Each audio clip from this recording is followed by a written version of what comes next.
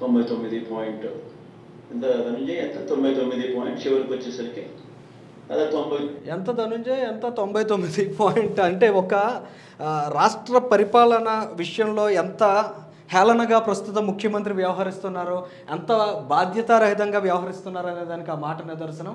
ఎంత ధనుంజయ్ 99, 99, 99.98 ఇలా చెప్పినటువంటి ముఖ్యమంత్రి ఏ విధంగా ఇక్కడ 99% హామీలను నెరవేర్చామనే విషయాన్ని తన మేనిఫెస్టో ద్వారా ప్రొజెక్ట్ చేసుకున్నారనేది ఖచ్చితంగా ప్రజానీకం ఆలోచించాల్సినటువంటి అవసరం ఉంది. ఈ రాష్ట్రం మీద అప్పుల భారాన్ని పెట్టి ఈ రాష్ట్ర భవిష్యత్తును కుంగదీస్తున్న జగన్ ప్రతి ఇంటికి ప్రోగ్రెస్ రిపోర్ట్ పంపించారట. ఆ ప్రోగ్రెస్ రిపోర్ట్ను చూసి ప్రజలందరూ సంతోషించాలంట. ప్రజలందరూ చెప్పాలి, నీకు 151 సీట్లు ఇచ్చిన కారణం చేత ఇవాళ మా రాష్ట్రంలో, మా ఇంటిలో, మా కుటుంబంలో జరిగిన మేలు ఇదని ప్రజలు చెప్పాల్సింది పోయి ఈయన ఒక ప్రోగ్రెస్ రిపోర్ట్ తయారు చేసుకుని ఈయన దానికి సంతకాలు పెట్టుకుని ప్రజాక్షేత్రంలో పెట్టి ఇదే వాస్తవం, దీన్ని మీరు నమ్మాలి, దీన్ని విశ్వసించాలి అనేటువంటి ఒంటెద్దు పోకడ పరిపాలన అనేది ప్రస్తుతం ఈ రాష్ట్రాన్ని విధ్వంసం చేయడంలో జగన్ చేసినటువంటి అరాచక పరిపాలనకు నిదర్శనంగా మనం భావించాలి. అయితే 10 లక్షల కోట్ల రూపాయలకు ఈ రాష్ట్రం నెత్తి మీద అప్పు భారాన్ని తీసుకెళ్లిన వ్యక్తి కేవలం 2,70,000 కోట్ల రూపాయలు జనాలకి పప్పు బెల్లంగా పనిచేశామని చెప్తున్నారు.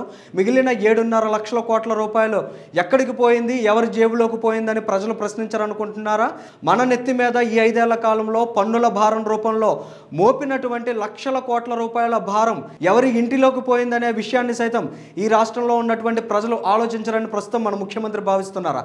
ఖచ్చితంగా ఈయన చెప్పినటువంటి 2,70,000 కోట్ల రూపాయల పప్పు బెల్లాలకు ఈ రాష్ట్ర ప్రజలు, ఈ రాష్ట్ర భవిష్యత్తును, తమ పిల్లల భవితవ్యాన్ని తాకట్టు పెట్టరనే విషయాన్ని ప్రస్తుత వైసీపీ అధినేత జగన్ ఖచ్చితంగా అర్థం చేసుకోవాల్సిన అవసరం ఉంది.